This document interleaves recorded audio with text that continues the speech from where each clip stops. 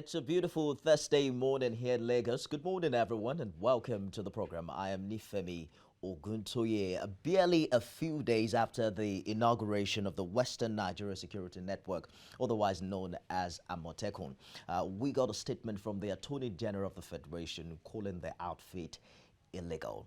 Now, the reactions have started trailing that pronouncement as many believe it is the position of the federal government. Remember that the six governors of the Southwest region had come together out of the yearnings to find a solution to the spate of kidnapping and criminality in the region. And they decided that they were going to put together an outfit to help the police access remote areas within the region and providing intelligence, which they say is key to actually overcoming that particular challenge. And that's exactly what we'll be looking at on the program this morning. I'm joined by a constitutional lawyer, Dr. Tunji Abayomi. Good morning, and thank you for finding time to come. Good morning, and thank you. So we've had quite a number of people react to this development. The big question right now is what exactly did the Attorney General say? But let me begin by finding out if a statement is representing the yearnings or the position of the federal government as regards this development. Well, I think sensibly it could be presumed that is representing the federal government. He's the Attorney General and the Chief Law Officer for the Federation. And on matters of law, he speaks on behalf of the government. I said sensibly, but it is also possible that he's not speaking on behalf of the president. For example, it is conceivable that he may have gotten instruction from the National Security Advisor and repeated the position of the National Security Advisor. So that's why I think it makes sense that the governors would confer with the president on the issue to actually have an understanding. That's the first issue. Now we can go to other issues. Yes, so let me just leave that. I'm just thinking out loud now. I can't remember if we had a quote, but the perception was that the governors had the backing of the presidency as regards this. Did we assume that? Well, there's a difference between saying the governors have the backing of the president or the governors, or that the president is against the action of the governors. I'm not exactly sure you need the backing of anybody to take steps to protect life. There's nothing in the Constitution that prescribes the mode of securing life or protecting it. As a matter of fact, under the Constitution, I think it's Section 33, I'm trying to take a note, just 33(1), the right to life is a fundamental right. And you cannot talk of a fundamental right unless there is a means of securing or protecting it. Again, the presumption, therefore, is that all steps that are proper, necessary, and appropriate to secure life are deemed to be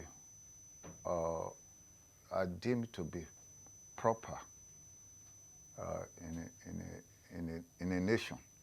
As an example, I mean, if you look at it from just a personal interest, you're living in your house and you are constantly threatened by insecurity. Can you not on your own take steps to protect your life in a way that does not injure the rights of others? As long as you have a right to life, you can also take all those steps in order to secure that life, as long as it does not injure the rights of others. So the question of really getting the support of the president, I don't think that is the first issue.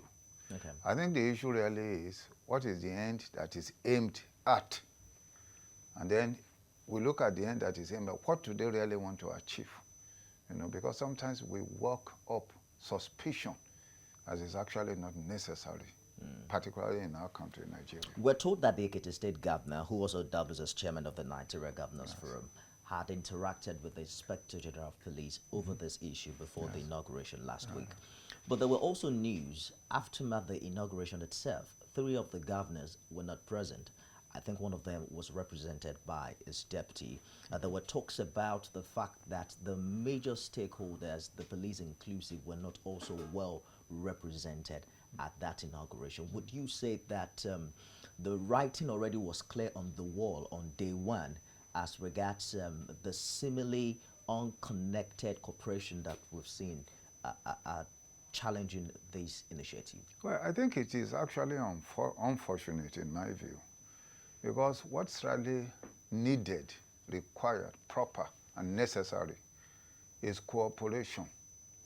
Because the essence of government, to begin with, is to secure and protect the lives of the people.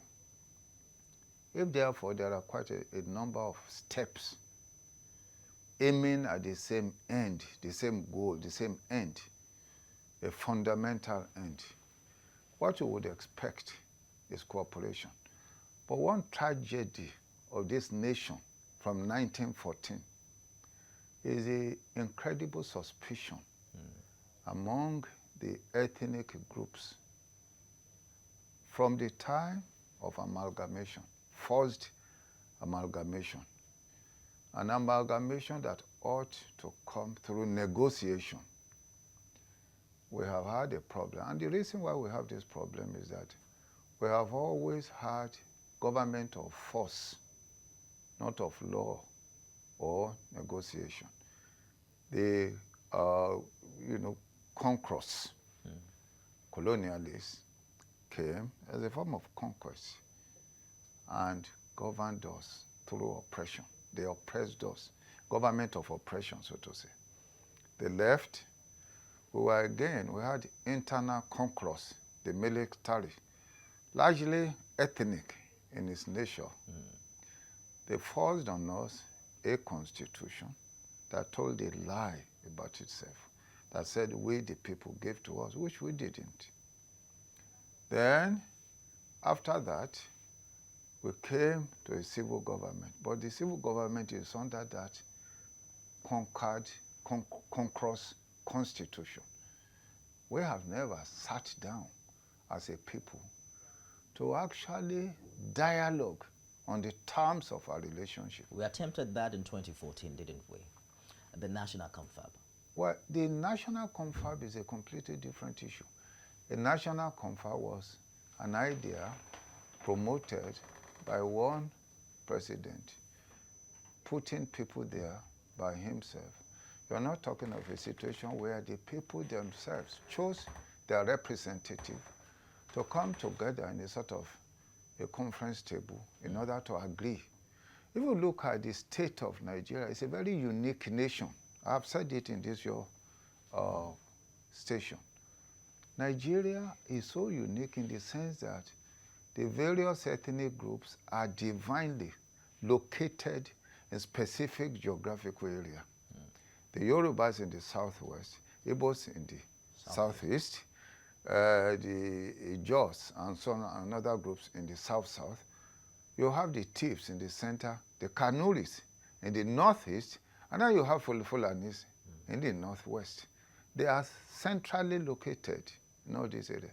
Now, when you have people of different nationalities, different excellencies, different interests, and different commands, so to say, and they now want to form a nation, the most sensible thing is for them to come together and agree. If we look at the situation of Nigeria, for example, from 1914 until 1960, and you see the language of intolerance, resentment, and so on and so forth, you will see, you will know that the future of a nation is simply not secure. These are the people that were to lay the foundation for a great nation. And Nigeria as a nation had elements of greatness right from the beginning. But the elements of greatness can only be transformed into force by a people that saw beyond the tip of their nose. Leaders. I think it was Newton who said, if I have seen farther than others, it's because I stand on the shoulders of giants. But where were the giants in terms of vision to transform a nation? It's all right. You know. Let's attempt to answer the legal questions here as regards the Western Nigeria Security Network, Yes. especially from the